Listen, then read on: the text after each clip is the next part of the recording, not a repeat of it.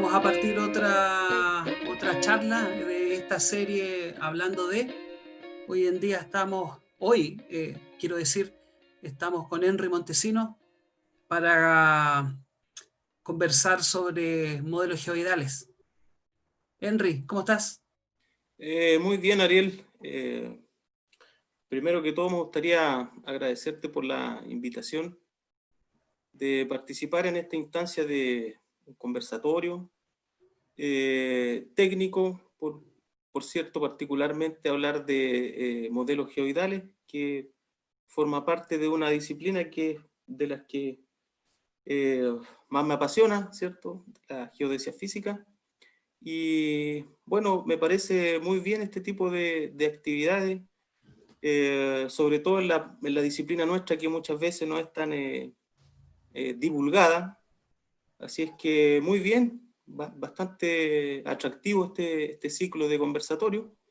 Así es que, bueno, gracias por la invitación y saludar a todas las personas quienes están acompañando este conversatorio. Fantástico.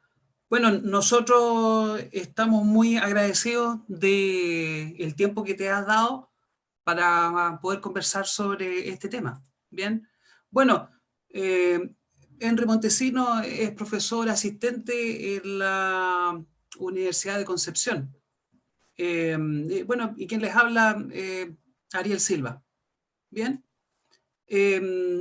Para revisar algo de tu currículum, Henry, ¿Sí? tienes un doctorado en ciencias geodésicas, junto también con un magíster allá en la Universidad Federal do Paraná. Cuéntanos un poco de eso, de esa especialización. Bueno, yo creo que me gustaría partir un poco hablando acerca de cómo yo fui seducido, digámoslo, por esta disciplina. Y la verdad que el interés por la geodesia surge al final del pregrado, ¿cierto? Que cursé en la Universidad de Concepción.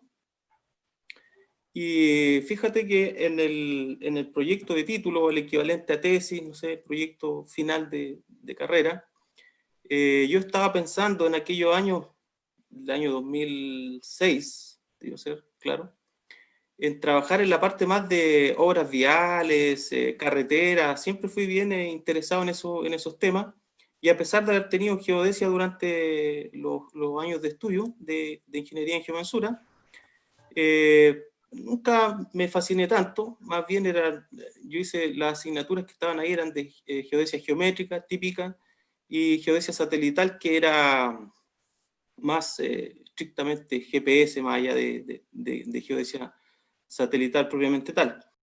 Y ahí sucede una situación bien particular, que el profesor con quien yo haría mi proyecto de título sale de la universidad, y yo quedo como sin tema durante algunos meses, y ahí me pongo a buscar algunos posibles temas, y llego a un tema relacionado con comparación de alturas, algo de ese tipo.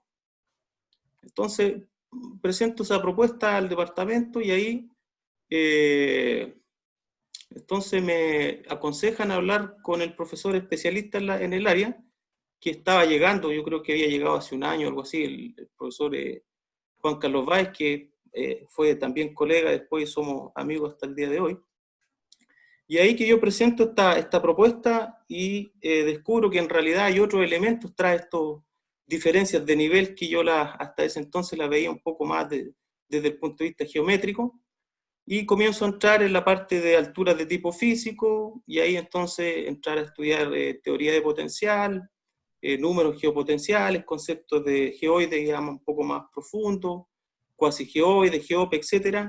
Y ahí empiezo un poco a encantarme de esta disciplina, de esta En el ciencia, pregrado, en el pregrado, en el proyecto de título o tesis, digamos, ¿ok? que fue desarrollado bajo la orientación de Juan Carlos Báez. Y ahí entonces comienzo a interesarme más por esta ciencia, y posteriormente ya con más claridad viajo, ¿cierto?, a hacer mi magíster en ciencias geodésicas, y también en el área de geodesia física, y después ya, por supuesto, con una mayor base teórica y práctica en esta disciplina hago mi doctorado. Pero más o menos parte de esa forma mi interés por esta disciplina. Ok, parte en el pregrado y en alguna medida como de forma accidental, por lo que... Claro, porque en aquellos años yo pensaba en hacer mi trabajo final, digámoslo así, en la parte de carretera, diseño geométrico, más en esa área, y termino cayendo en esta área que fue la que después, digamos, me abrió un campo para poder especializarme y todo lo demás. Henry, ¿y allá en Brasil tuviste un mentor en el ámbito de la geodesia física? Sí, claro, cuando llego a hacer mi magíster, entonces me asignan como profesor orientador al doctor Silvio Freitas, que ya era una persona que yo tenía algunos antecedentes de él, porque también había sido orientador de Juan Carlos Báez en su doctorado, ¿ya? Entonces me Ok, encuentro con él, conversamos acerca de posibles trabajos de investigación, y ahí finalmente definimos un proyecto que fue el que yo llevé a cabo en mi magíster, y ya desarrollamos una relación ya de trabajo más profunda para posteriormente yo seguir mi doctorado bajo la orientación de él también. bien, Por cierto, es una persona que tiene experiencia en geofísica, particularmente en mareas terrestres. Él es físico, con especialización en mareas terrestres, pero también con una amplia experiencia en geodesia física y satelital, ¿ya? Que era como ok, el jefe de la línea de geodesia en Brasil. perfecto. Henry, si nos puedes comentar algo de esta imagen. Sí, claro. Mira, el Observatorio Tigo, yo lo conocí cuando era estudiante de pregrado, en un viaje, en una visita académica, digámoslo así. Sí, Y posteriormente esa foto debió ser del año 2000, podría ser 2013 tal vez. Ya no tengo recuerdo tan preciso acerca de la fecha. Y fue en una campaña de medición gravimétrica y de GPS que desarrollamos con Juan Carlos. Fuimos desde Concepción hasta Hornopirén, haciendo observaciones de gravedad y de GPS, con ese gravímetro CG5. el que está acá, ¿cierto? No, ahí en esa sala había un gravímetro absoluto, y nosotros medimos con uno relativo. Es para posteriormente hacer el ajuste de la red. Ok, Pero las mediciones durante el terreno las hicimos todas con el gravímetro relativo. que es este que está acá, ¿cierto? Bueno, ahí no se Exacto, ve muy bien, deja pasar a la otra, ahí claro, ese. exacto. Es con ese, ahí estamos justamente en Hornopirén. Ok, perfecto. Ahora, ¿cuál es la diferencia? Acá, bueno, entramos en un ámbito en donde yo personalmente no he estado muy vinculado, ¿cierto? Pero ¿cuál es la diferencia entre un relativo y un absoluto? Me refiero a los gravímetros. Bueno, las formas de medir gravedad son diversas. Podemos medir gravedad terrestre, aerotransportada o satelital, y también gravimetría observada desde barcos. ¿Ok? Particularmente en el caso de gravedad terrestre tenemos los gravímetros absolutos y relativos. Y los relativos, bueno, como el nombre dice, justamente nosotros medimos la diferencia de gravedad que existe entre ciertos puntos, en donde estos puntos debiesen tener valores de gravedad conocidos. Más o menos la situación de las redes de gravedad funciona muy similar a las redes de nivelación. Es decir, son redes en una dimensión, un D, y en donde nosotros partimos de un punto de gravedad conocida. Generalmente este punto determinaba la gravedad con un gravímetro absoluto, y entonces cerramos un circuito. Entonces, la diferencia básicamente es que el gravímetro absoluto es capaz de reproducir o de observar directamente el valor de gravedad, y en el caso de los relativos nosotros medimos diferencias de gravedad.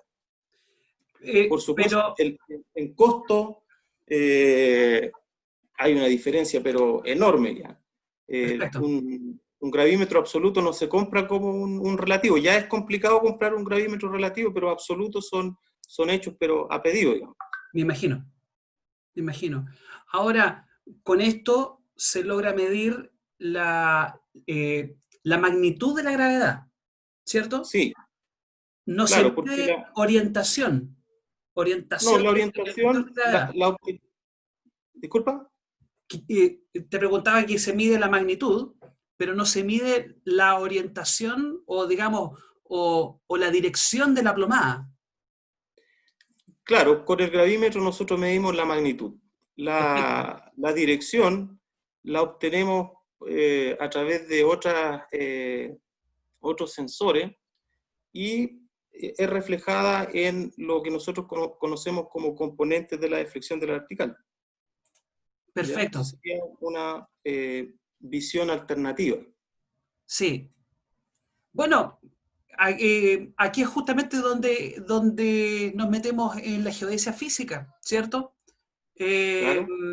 bueno, ya nos contaste algo de lo que te motivó a estudiar geodesia física, pero por qué es importante la geodesia física? Yo siento en alguna medida que es algo que ha sido muy alejado de la academia, ¿cierto? Bueno, conversábamos de que hay ciertas instancias dentro de las universidades en donde se habla de geodesia física, pero hace rato no se ve un curso formalizado, ¿cierto?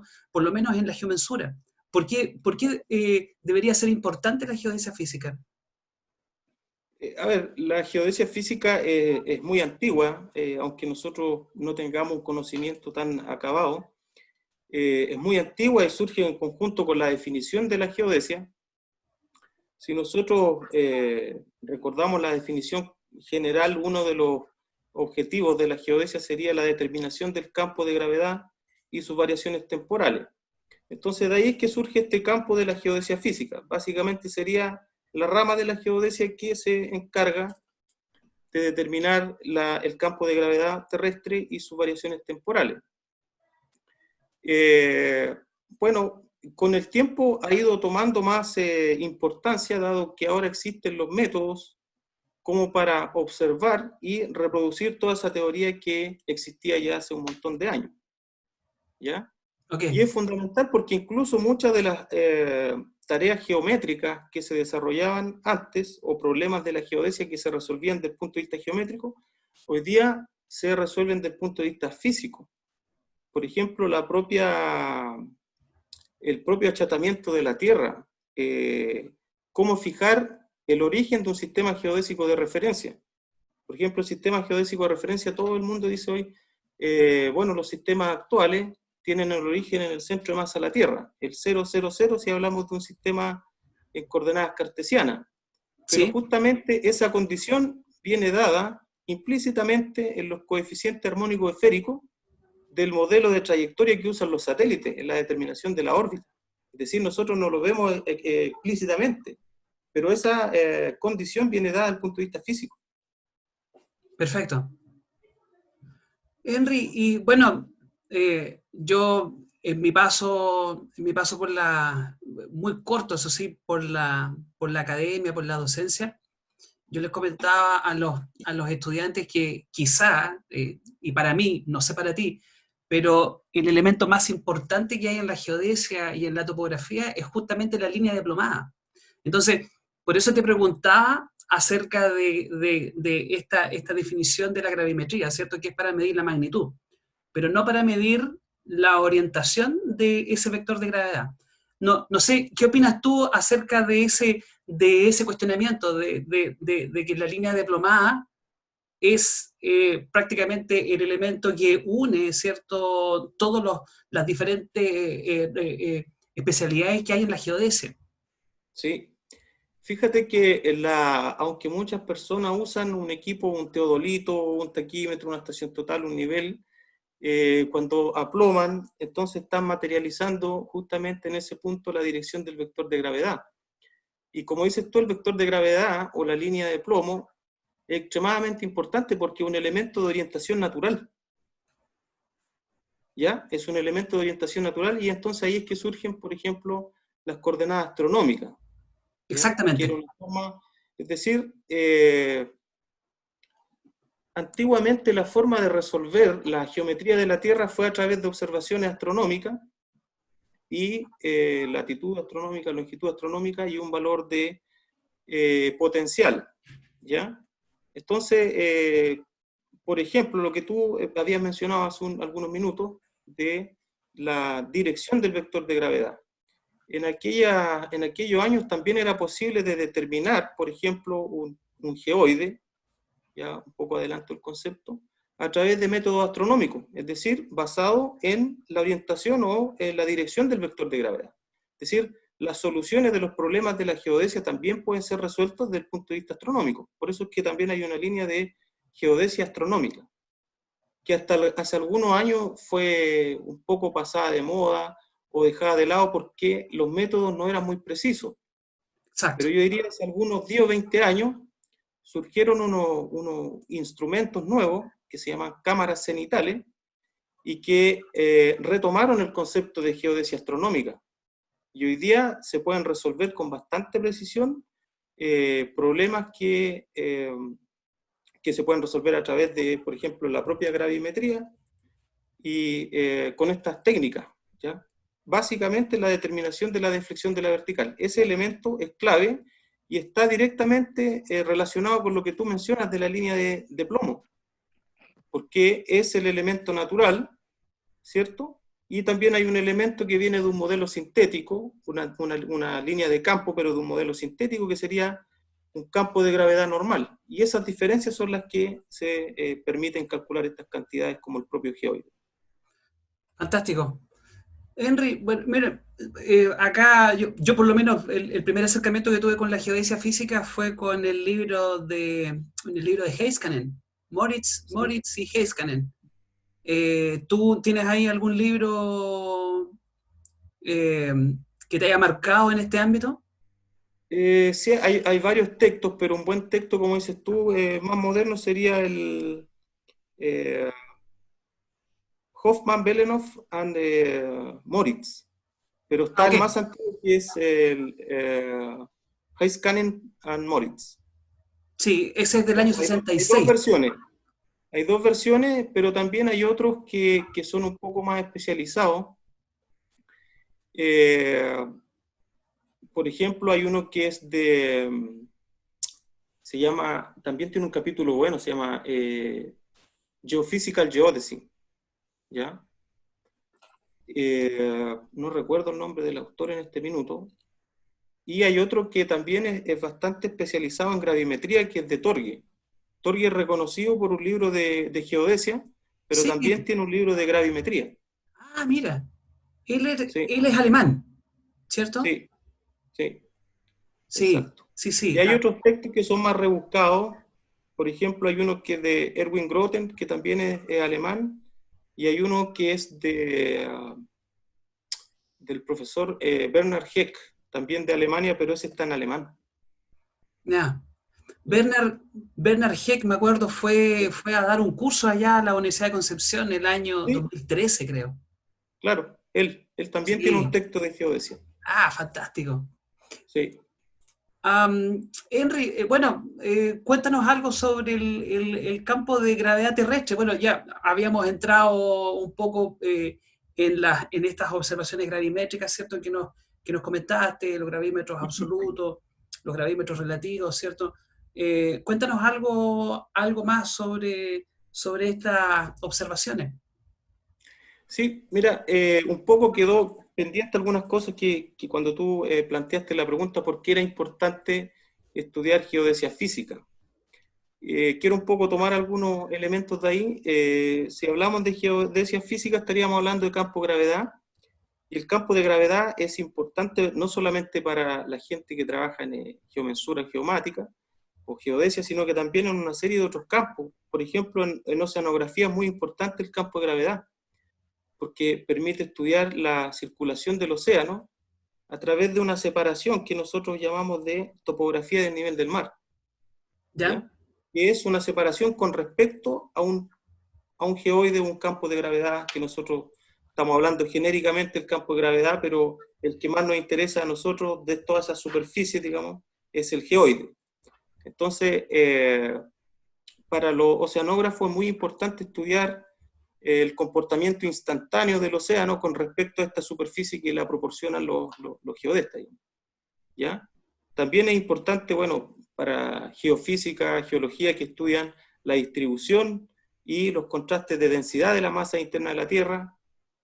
Para la gente de hidrología también es muy importante porque las cargas de agua o el ciclo hidrológico estudiado a través de las cargas de agua se ve reflejado como una señal en el campo de gravedad.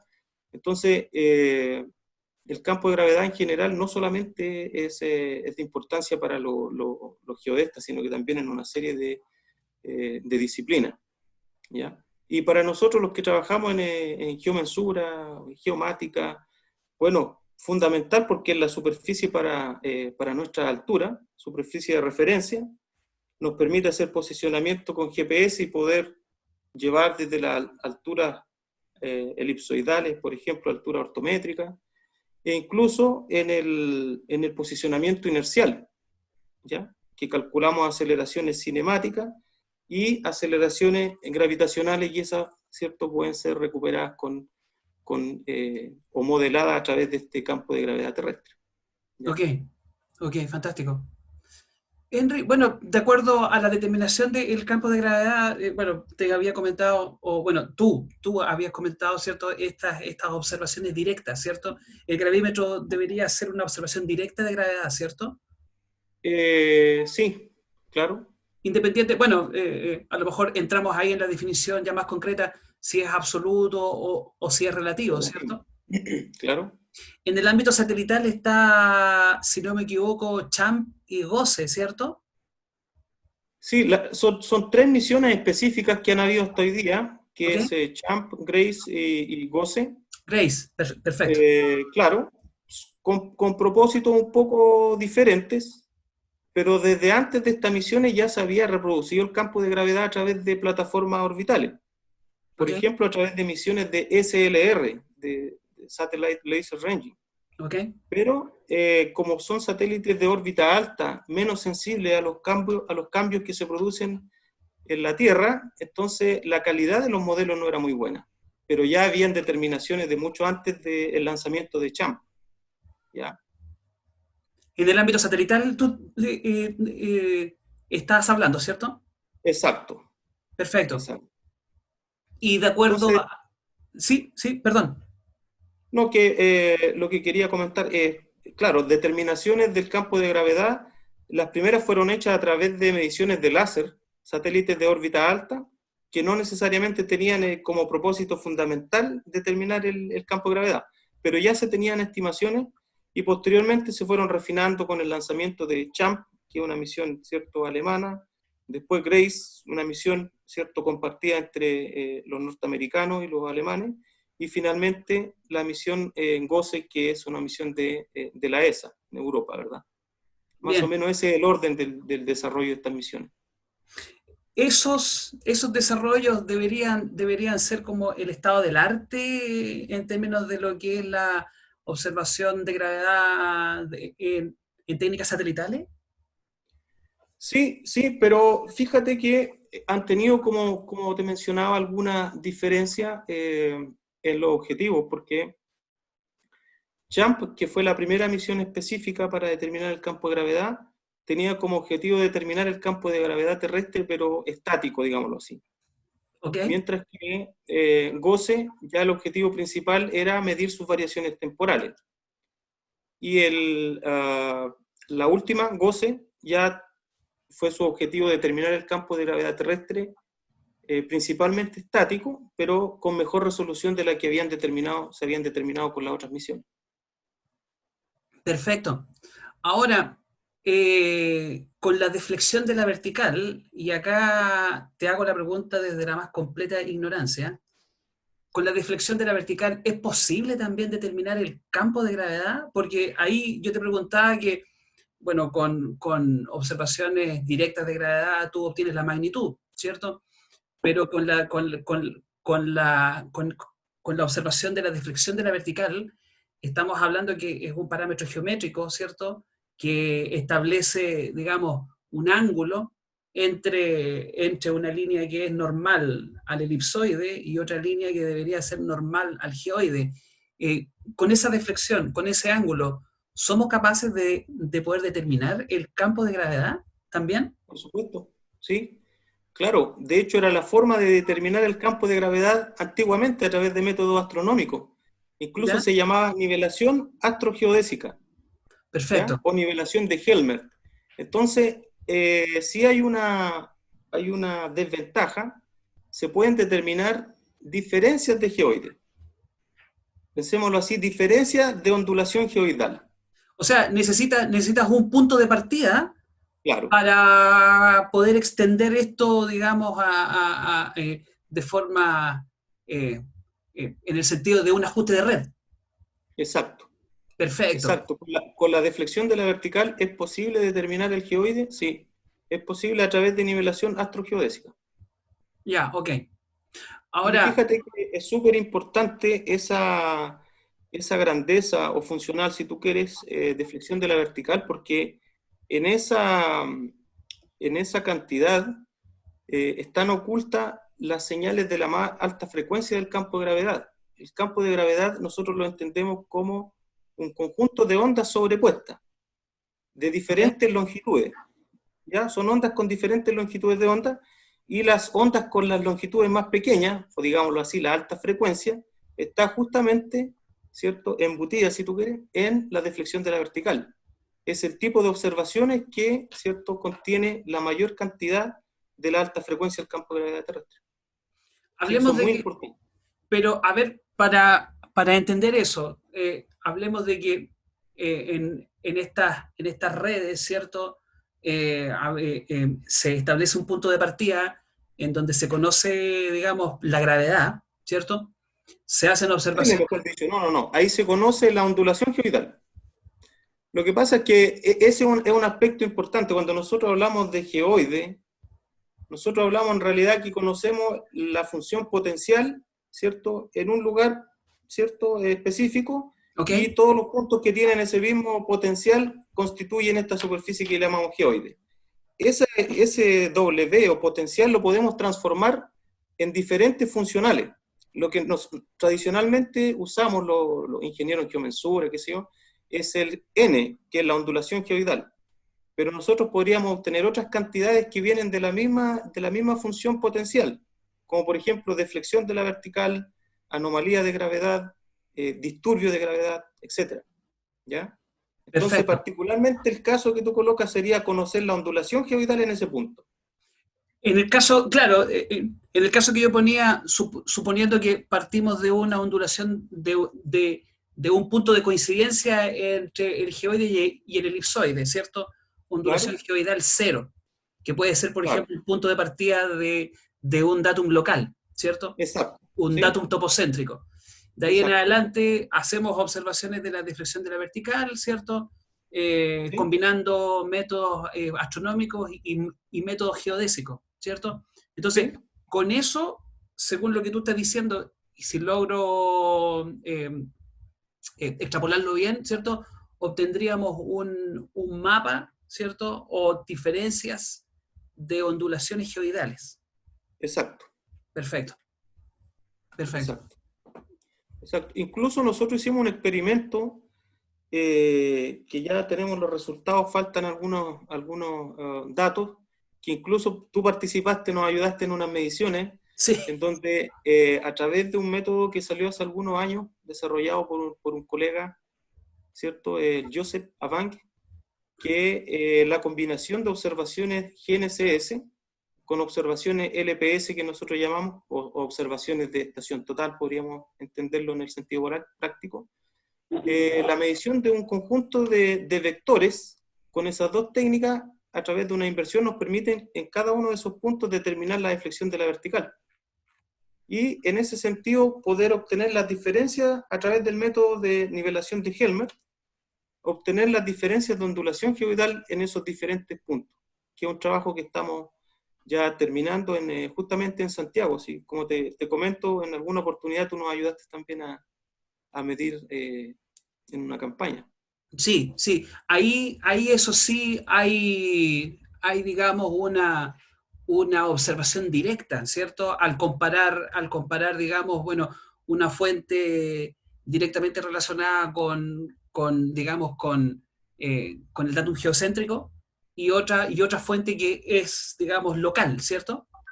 Claro, que ahí en ese método básicamente lo que se debe tener presente es que cuando haces las mediciones con una estación total, tu eje Z, digámoslo así, o la línea de plomo va a materializar esta dirección de la plomada. Mientras que en el caso del GPS, si nosotros tenemos coordenadas, eh, digámoslo, locales, geodésicas, ¿ya? Geodésicas locales, entonces el eje Z en ese caso va a ser diferente. La orientación de ese eje va a seguir, ¿cierto?, el campo de gravedad normal, mientras que la estación total va a seguir la dirección del campo de gravedad real. Y de esa forma nosotros reproducimos, ¿cierto?, la deflexión de la vertical. Fantástico. Henry, bueno, lo anterior en realidad nos sirve de preámbulo para entrar en la definición ya más concreta de un modelo geoidal. ¿Qué es lo que nos puede contar sobre un modelo geoidal? O sea, bueno, desde el punto de vista de la geomensura, yo creo que eh, nunca ha estado bien entendido esto, por lo menos desde un punto de vista más teórico, y bueno, en alguna medida sí lo aplicamos muy bien de forma práctica, pero también con poca efectividad, ¿cierto? ¿Qué es lo que nos puede decir sobre los modelos geoidales? Bueno, la definición de un modelo geoidal. Bueno, a ver, los modelos geoidales, primero yo creo que debiésemos entender que se pueden clasificar a lo menos en dos categorías: modelos globales, ¿ya?, ¿Sí? y modelos regionales. Y los modelos globales son principalmente aquellos modelos que son construidos o generados con base en observaciones de satélite, básicamente perturbación orbital.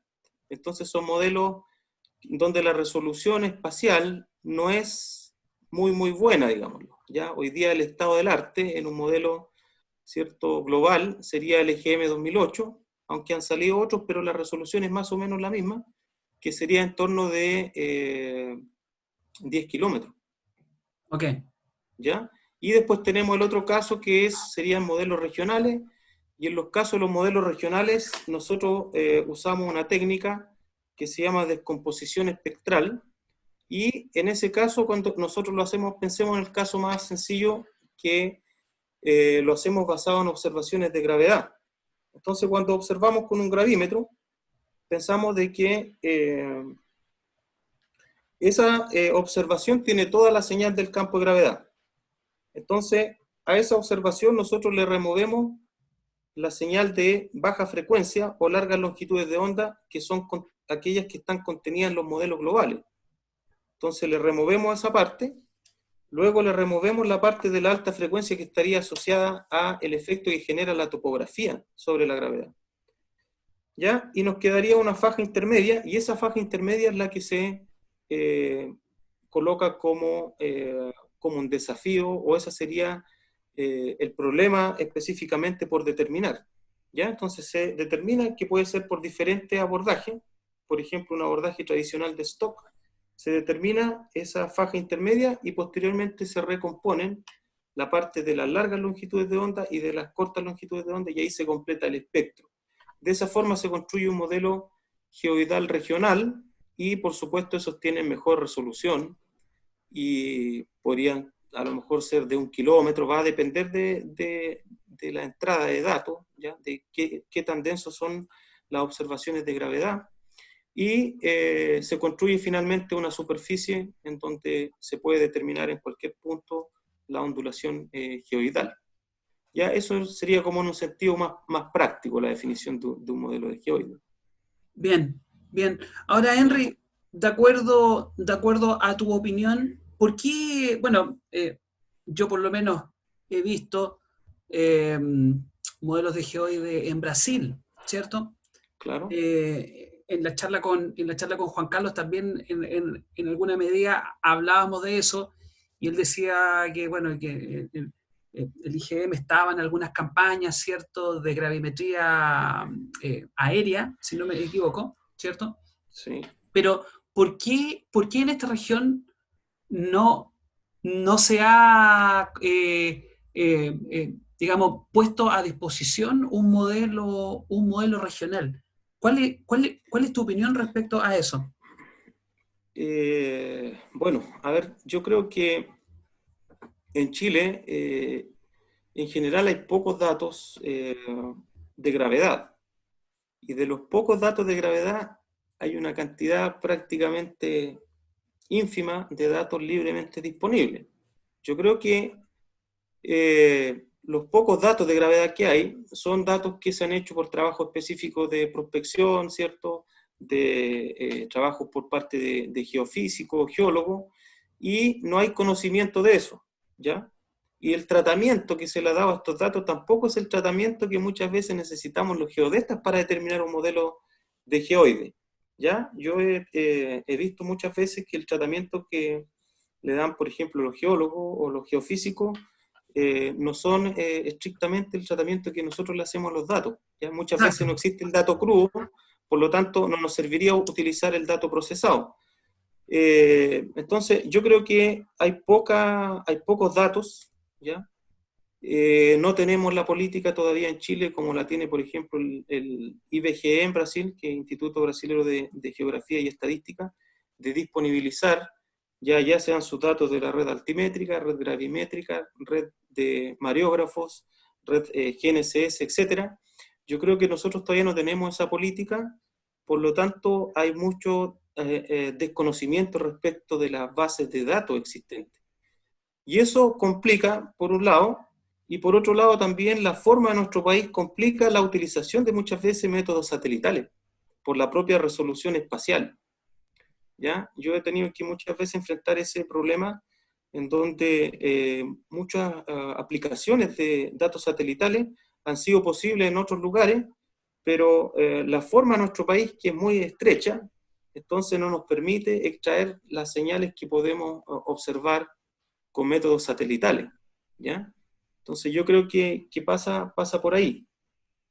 En ese punto nosotros estamos hace algún tiempo trabajando con Juan Carlos Báez en un modelo de geoide para Santiago, ¿ya? Así es que ya estamos teniendo los primeros resultados, falta validarlo. Eh, Así que luego van a haber noticias de qué resultó de ese modelo que hemos estado trabajando, ¿ya? Pero Fantástico. volviendo al tema para todo Chile, yo creo que todavía no existe esa política como para tener una base de datos consistente, menos aún densa, como para pensar en eso, porque para calcular un geoide es necesario tener una red o ojalá una malla de observaciones gravimétricas, ¿ya? Y estamos lejos de eso, yo creo. Sí, estamos bastante lejos. Mira, hay algunas preguntas acá para ir matizando un poco. Eh, bueno, Juan Pablo Benavides comentaba acerca del tema hidrológico, eh, bueno, que era interesante. Hernán Valdés sobre cuál es tu opinión. Pero hay un enlace. Bueno, déjame leer acá. Me gustaría saber la opinión de Henry sobre el método de nivelación GNSS. Eh, ok, nivelación GNSS. Lo que pasa es que han habido algunas formas de determinar geoide, incluso yo he visto algunos reportes técnicos que algunos colegas han hecho, por ejemplo, modelan la diferencia entre una altura elipsoidal obtenida desde GNSS menos la altura, aquí donde viene el problema, que uno no haya cómo decirle. altura ortométrica, normal, qué sé yo, porque se asumen esas cosas y luego se calcula una diferencia, que vuelvo al caso, como por ejemplo, la altura elipsoidal menos la altura del datum vertical local, lo voy a decir así para que no tenga nombre esa altura.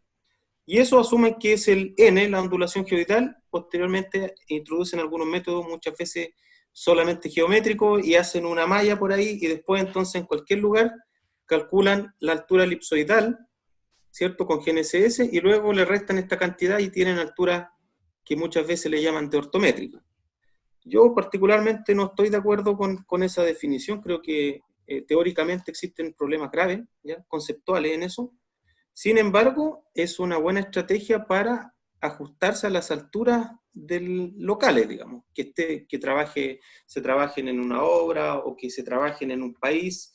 Con eso yo no tengo ningún problema, digamos. Yo creo que es una solución aceptable, pero desde el punto de vista conceptual yo creo que ahí hay problemas. ¿Ya? Sí, Eso un poco para aclarar si se está hablando de esa situación. sí, sí, Y, porque justamente hablaba, perdón, pero justamente ¿ya? hablaba de un ajuste polinómico después de eso, o sea, modelar una superficie. Claro. Sí, Mira, en mi opinión acerca de eso es una buena solución, yo creo ingenieril, digamos, para, en ingeniería, sí, claro, para ajustar, para poder obtener desde GNSS, obtener alturas que sean más o menos de la misma categoría de las alturas, ¿cierto?, oficiales de ese país o de esa región, etc.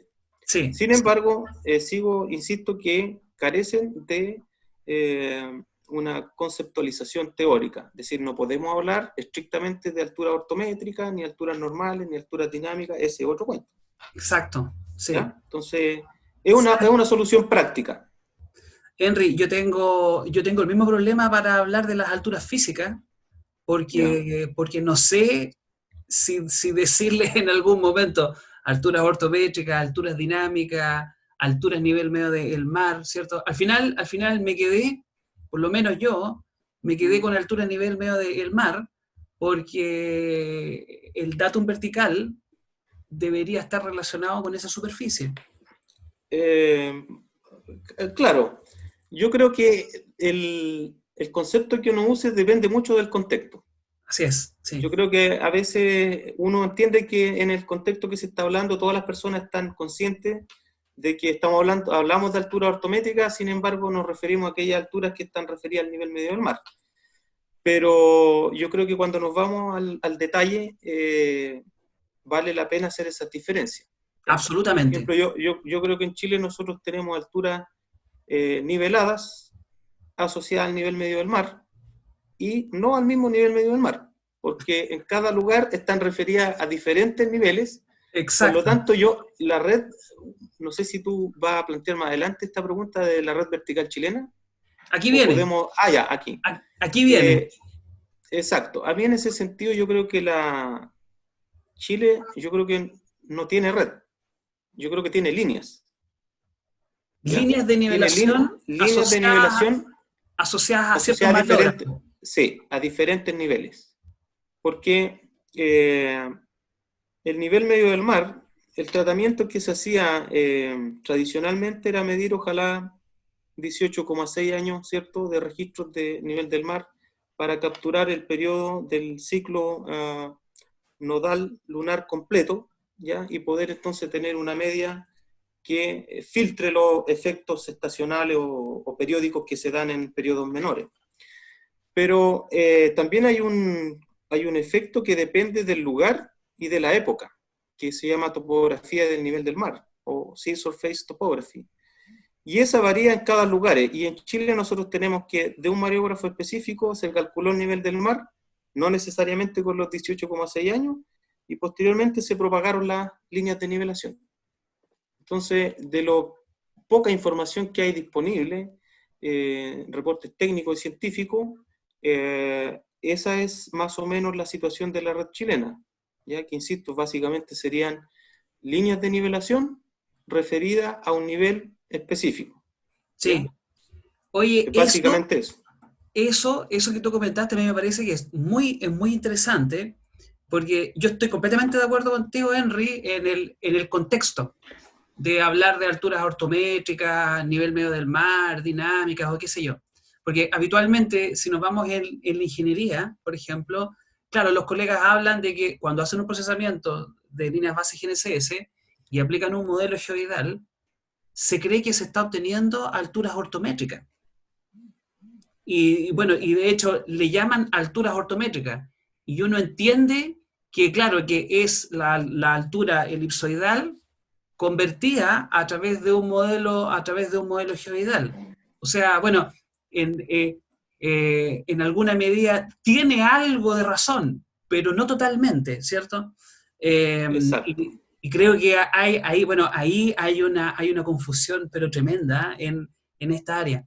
Bueno, y justamente venía asociado al tema de las redes verticales y datum vertical, ¿cierto? Lo que planteas de los mareógrafos también, yo creo que, bueno, para muchos de los que están acá, es como como una gran sorpresa, ¿cierto? Pero habla justamente de la complicación que hay en este tema, ¿ya? Bueno, exacto. hace poco, hace un par de semanas, Laura Sánchez dio ahí un seminario sobre el IHRS, que debería ser el sistema de referencia internacional de altura, ¿cierto? Están trabajando también en un marco y me pareció, bueno, robé, digamos, esta imagen y me pareció muy interesante el cómo definir puntos o trayectorias, porque en realidad hablaba de la componente geométrica, ¿cierto? Que está asociada acá a observaciones con GNSS, por ejemplo, Sí, coordenadas geocéntricas, y acá está todo el mundo físico, ¿cierto? exacto. No sé si te gustaría acá, en realidad, bueno, no he planteado ninguna pregunta, pero aquí hay algo que te interese explicar sobre esto. Bueno, este IHRS, ¿cierto? Un sistema de referencia internacional para las alturas, surge en el contexto de un GGRS, ¿cierto? Que es un sistema de referencia geodésico global, ya reconocido en el año 2015 por las Naciones Unidas como un elemento clave para el desarrollo sustentable, ¿ya? Y dentro de ese GGRS o GGRF, si es la realización o definición, ¿cierto? Está este IHRS, ¿de acuerdo? Un poco para contextualizar dónde se encuentra, digamos, este sistema de referencia internacional para las alturas. Y viene a ser un poco el equivalente a un ITRF, solamente que el ITRF resuelve la geometría, nosotros le llamamos, ¿cierto? Los geodestas cuando hablamos de un ITRF hablamos que, ¿cierto? Ese sistema viene a resolver la parte geométrica. Exacto. Pero para la parte física, ¿ya? Entonces hay un equivalente y se llama IHRF, en el caso de la realización.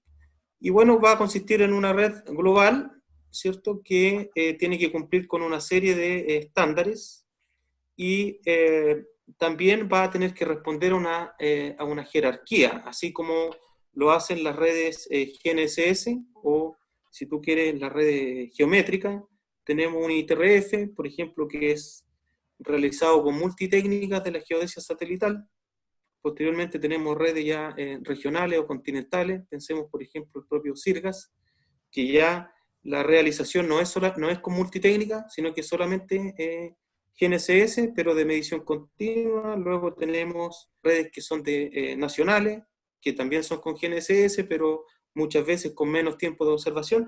Y así Exacto. sucesivamente, sin embargo, consiguen alinearse. Entonces, el IHRF sería más o menos la misma situación. ¿Ya? Va a haber un conjunto de estaciones globales que va a tener que resolver o responder a una serie de criterios súper altos, ya mediciones continuas, de gravedad absoluta, etcétera, pero también van a ir decayendo, ¿cierto? Los niveles de, pensémoslo así, de precisión, pero siempre alineados a esta referencia, En una ¿ya? jerarquía piramidal.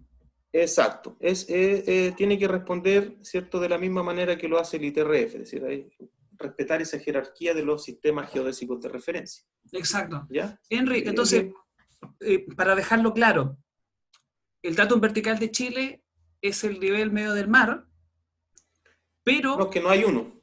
no ayuda. Por eso. Sí, Pero asociado a un mareógrafo en particular. sí. Creo que, bueno, puede ser Antofagasta, Talcahuano, Arica, Arica, Punta ¿cierto? Arena, Perfecto, claro. perfecto. Ahora, ¿basta solo con nivelación geométrica en este ámbito? Vimos que no, pero, y bueno, yo sé que también hay una respuesta en el ámbito científico, en el ámbito en el ámbito de la ingeniería. En el ámbito de la ingeniería probablemente sí, en el ámbito científico probablemente no, pero generalizando, ¿basta solamente con la nivelación geométrica? Yo creo que más o menos lo que comentamos en la lámina anterior. Es decir, yo creo que en términos teóricos y en términos de grandes extensiones, por ejemplo, cuando yo le explico a mis estudiantes de geodesia, le digo, bueno, la nivelación geométrica en un circuito cerrado no es igual a cero. Entonces ahí colocan los ojos así y me dicen, pero ¿cómo si el profesor de topografía siempre me dijo que tenía que cerrar en cero para ponerme un 7, no sé qué cosa? La superficie Entonces, de nivel. exacto, las superficies equipotenciales no son paralelas, entonces no se cumple eso. Claro, pero Exacto. ahí estamos hablando en contextos de grandes extensiones. ¿Ya? Entonces, un poco cito ese ejemplo para responder que esta situación de alturas de tipo físico son más importantes en grandes extensiones. Por lo tanto, todas estas cosas teóricas que hemos conversado, muchas de ellas van a seguir siendo válidas para grandes extensiones o para redes, ¿cierto?, de eh, más alta jerarquía. Sin embargo, para ingeniería yo creo que todavía sigue siendo válida la nivelación geométrica. Probablemente en un futuro próximo tengan que vincularse a puntos, ¿cierto? O a puntos de referencia de una red mayor, que a lo mejor esa red mayor ha sido obtenida con métodos más sofisticados, incluso a través de números geopotenciales, etcétera. ¿Ya? Como lo hacen hoy día proyectos de ingeniería que tienen que vincularse a lo mejor a vértices Sirgas Chiles, qué sé yo. Entonces, yo creo que va a ser el equivalente en la parte de las alturas. Bien. Henry, sigamos acá con las preguntas. Gonzalo Martínez pregunta, en un modelo geoidal, cuando se habla de resolución espacial, ¿se refiere a un cuadrado o a un cubo? Ok, a ver, el concepto de resolución espacial surge de la siguiente manera. Puesto que los modelos de geopotencial globales son obtenidos a través de una expansión de funciones armónicas, entonces esa expansión se hace a través eh, de una serie, una sumatoria que involucra un grado y un orden. ¿Ok? Entonces es como si ustedes tienen una sumatoria de ondas, ¿ya? Tienen una serie de ondas sobrepuestas. Entonces hay una relación entre el grado máximo del modelo, ¿ya? Y la longitud de onda, ¿ya? Aquí es siempre pensando que el campo de gravedad es entendido como una sumatoria de ondas. Entonces ahí hay una expresión que define justamente esa resolución, que tiene que ver con el perímetro ecuatorial de la Tierra. Y de esa expresión resulta que para calcular la resolución espacial de un modelo nosotros hacemos 20.000 dividido el grado máximo del modelo. Ok. De esa forma se calcula. ¿Y cómo debe ser interpretada? Debe ser interpretada como la onda más pequeña que yo puedo resolver para ese modelo. ¿Ya? Entonces, si mi modelo tiene una resolución máxima de 10 kilómetros, si yo hago una nivelación en 1 kilómetro, en 800 metros, en 2 kilómetros, la diferencia del modelo no va a ser significativa, Exacto, porque está porque no hay información espectral en esa banda. Exacto. ¿Ya? Bien. Entonces, no sé si responde eso la pregunta. Leonardo Brañez pregunta, ¿la línea de plomada es variable en el tiempo? Sí, es variable en el tiempo porque el campo de gravedad es variable en el tiempo. Por lo tanto, Exactamente. la línea de plomada también lo es. Déjame seguir viendo acá. Se pregunta para el geoide para Santiago, el que tú comentabas. tiene observaciones de Laplace? No, las observaciones de Laplace son de tipo astronómica y en este caso nosotros solamente estamos resolviendo el geoide por observaciones gravimétricas, incluso eh, por el abordaje de Stock particularmente. Es decir, es geoide, no es cuasi geoide. Ahí no hemos entrado todavía a hablar eso, pero tal vez no viene mucho al caso. Yo creo que, bueno, en alguna medida lo hablamos con las diferentes, con la categorización de las alturas, ¿cierto? Claro, Alturas dinámicas, alturas normales, ortométricas, bueno, qué sé yo. exacto. Acá, mira, acá hay una pregunta interesante de Juan Carlos. ¿Ah? Pregunta, ¿cuál es el desafío en la implementación de las resoluciones de IAG de Praga 2015 y Montreal 2019 en la implementación del IHRF, especialmente para Chile? A ver, necesito dos documentos que en este minuto no los tengo así aquí a mano como para poder recordar las diferencias. Pero, ¿dice para América del Sur o para Chile? Para Chile, Para Chile. sí. Los desafíos del IHRS. Claro, los desafíos de la implementación de ambas resoluciones del IAG. No, en ese caso yo particularmente no recuerdo la resolución eh, Le vamos a de pedir qué, que agregue más datos entonces a la pregunta, que, que ¿sí? coloque que coloque más información. Que nos ayude un poco. Sí. No, el contexto general lo conozco muy bien del propósito del IHRS, pero este último tiempo han estado saliendo una serie de resoluciones que incluso mezclan muchos aspectos administrativos, porque esto, como te digo, está en un contexto mucho más amplio, que es el GGRS, y ese incluso está Naciones Unidas involucrado ahí, entonces hay que colocar más datos para ver a qué se refiere particularmente. Sí, fue como demasiado profesor, como pregunta de tesis. Sí, Eh, Henry, mira, bueno, en este ámbito yo te decía, bueno, por lo menos mi entendimiento va solamente por el lado de aplicaciones para ingeniería, ¿cierto? Y en realidad puse esto, claro, hablamos acá de la altura física, asociada acá a la altura elipsoidal y junto con la ondulación geoidal.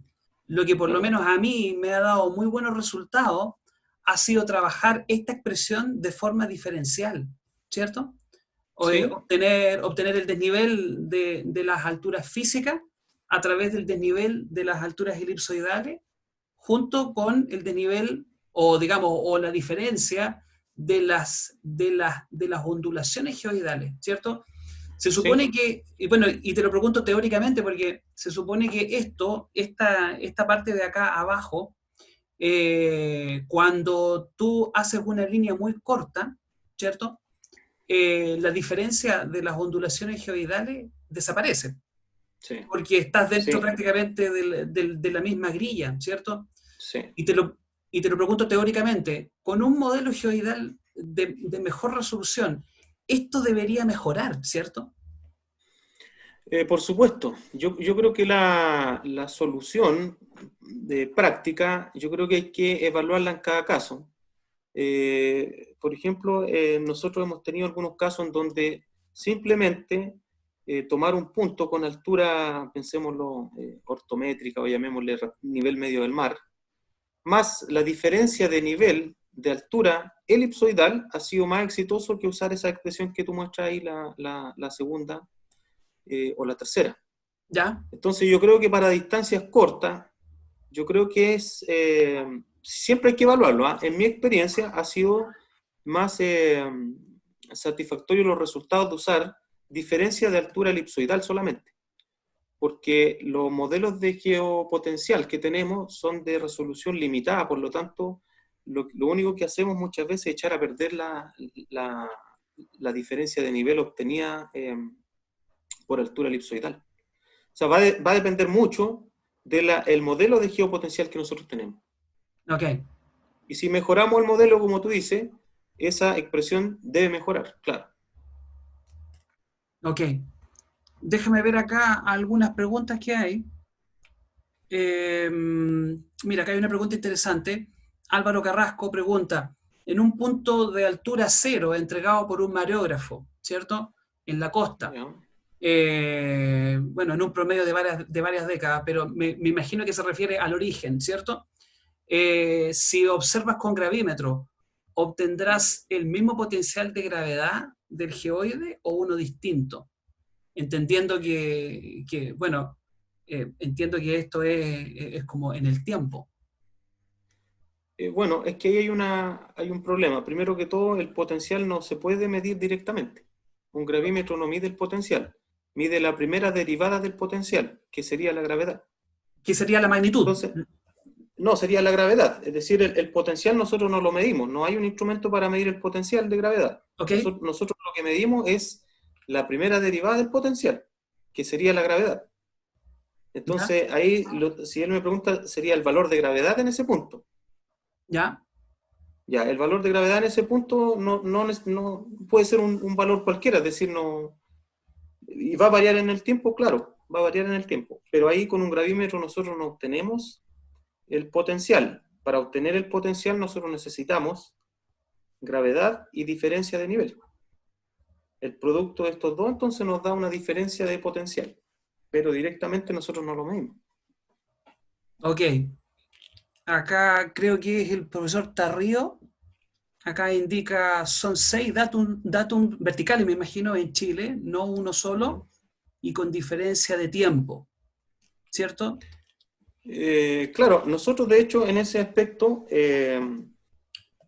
hace algunos años publiqué un artículo queriendo explorar el efecto que provoca la topografía del nivel del mar en cada uno de estos mareógrafos. Es decir, si pensamos una situación hipotética, digámoslo así, de unir las redes de nivelación de los diferentes mareógrafos, si las unimos, entonces van a haber diferencias importantes que no necesariamente tienen que ver con los errores de propagación que tenemos en las observaciones, sino que también tiene que ver con un efecto sistemático provocado por esta diferencia, ¿cierto? Que puede alcanzar hasta 2 metros, que la denominamos nosotros como topografía del nivel del mar. Entonces, a través de altimetría satelital, nosotros desarrollamos un modelo y obtuvimos los valores para cada uno de los mareógrafos y hicimos una estimativa de cuánto podrían ser estas diferencias para vincular estas líneas de nivelación. ¿Ya? Entonces, claro, pueden ser entendidas como datum diferentes. Cada una de esas líneas está referida a un datum diferente, Perfecto, a una superficie de referencia diferente. perfecto. Bueno, traté de ver varias preguntas, ¿cierto? Bueno, había una variedad de diferentes preguntas, muchos comentarios, muchas de las preguntas que también hacían eh, y que no te comenté, yo creo que fueron también contestadas a lo largo de la conversación, ¿cierto? Bueno, ahí Juan Carlos envió los documentos de Montreal y de Praga. No sé si alcancemos ahí a verlos, pero bueno. Eh, Déjame ver acá. No sé si esta pregunta la vas a poder responder, Henry, pero Álvaro también dice acá, cuéntanos qué sabes de cuándo tendrá redes verticales oficiales actualizadas disponibles para trabajos de ingeniería. Bueno, es que esas justamente no son preguntas que podamos responder nosotros. Ahí tenemos una institución oficial encargada de mantener las redes, que es el Instituto Geográfico Militar. Exacto. Entonces, a mí me encantaría que fuese lo antes posible, digamos, pero no tengo una respuesta para eso. Sí, Soy honesto en exactamente. eso, no tengo una respuesta. Sí. Em, bueno, em, ¿algunas palabras para el cierre, Henry? Yo creo, mira, insisto, habían hartas preguntas. Este es un tema extremadamente fuera de ser interesante, ¿cierto? es un tema, yo creo que también a la vez controversial, producto también de la última pregunta, porque creo yo que los usuarios en alguna medida están pidiendo respuesta en los lugares equivocados, ¿cierto? Sí.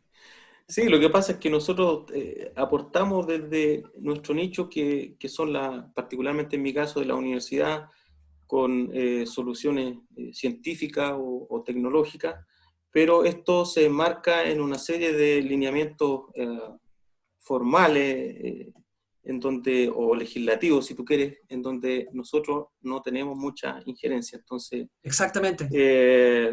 yo creo que hay una buena instancia de discutir estas cosas es en el proyecto Sirgas, en las reuniones, en donde normalmente se proponen todas estas inquietudes, ¿ya? Pero, insisto, dependen de las instituciones que mantienen, en este caso, estas redes. Sí, absolutamente, absolutamente.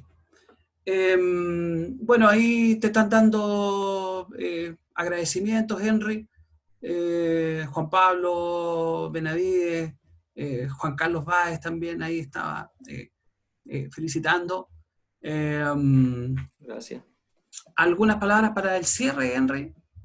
Eh, bueno, la verdad me hubiese gustado seguir hablando de otras cosas que podrían haber sido interesantes también, pero en general, no, volver a agradecer la instancia de discutir estos temas que a mí me parecen importantes, y espero haber contribuido en algún granito de arena tal vez haber resuelto alguna duda para quienes trabajan en este ámbito y que muchas veces lo colocan en práctica, y básicamente eso, y espero que nos veamos en otra oportunidad Sí. discutiendo algún tema científico relacionado con la geodesia, claro. Oye, yo estaba en realidad un poco asustado con esta charla porque tuve que ponerme ahí y ni siquiera a recordar conceptos porque definitivamente acá, bueno, hay cosas que tú comentaste y ya definitivamente se salen un poco de mi ámbito que ha sido netamente geométrico. Por eso que me interesó harto bueno, esa explicación que hacía Laura Sánchez acerca de los puntos y las trayectorias que tienen que definirse lógicamente en una combinación de componentes o de determinaciones geométricas junto con determinaciones físicas. Y yo creo que Claro. finalmente en el ámbito de la ingeniería, el ámbito de la geomensura, en el ámbito físico está pero completamente al debe. Claro, o sea, hay mucho avance hoy día, incluso este último tiempo nace una disciplina que llamamos de geodesia relativística, y vamos a determinar, por ejemplo, números geopotenciales con relojes atómicos. Entonces hay una serie de otras cosas que se pueden hablar y decir, bueno, tal vez en un futuro no vamos a andar nivelando ni nada de eso, vamos a determinar alturas con otros sensores, Sí, ¿ya? eso lo escuché a Germán Dreves en la reunión del 2012. Claro, Sí, sí. es una, Bueno, es una ahí técnica que se está... sí, Claro. sí, sí, perdón, disculpa. No, no, dale, dale, dale, dale. No, que te decía que cuando escuché eso, mi cabeza hizo como una explosión, ¿cierto? Porque, claro, era lo que te comentaba anteriormente. Yo creo que yo me siento muy interpretado por el ámbito de lo que es la ingeniería. Y ahí prácticamente es pura geometría. Sí, sí, ¿Mm? Bueno, bueno, exacto. acá muchas felicitaciones. Es un poco difícil leer así de rápido, ¿cierto? Sí, claro, pero decirle a quienes quedaron con alguna duda y yo pueda ayudarle en algo, pueden escribirme al correo. Así que me imagino que por ahí en la página está mi correo, ¿no? Si no, lo Eh, podemos disponibilizar, ¿ya? Me parece que no está De ahí en la cualquier página, forma. pero si quieres lo podemos escribir acá en el chat. Sí, lo podemos, a ver, yo no sé si...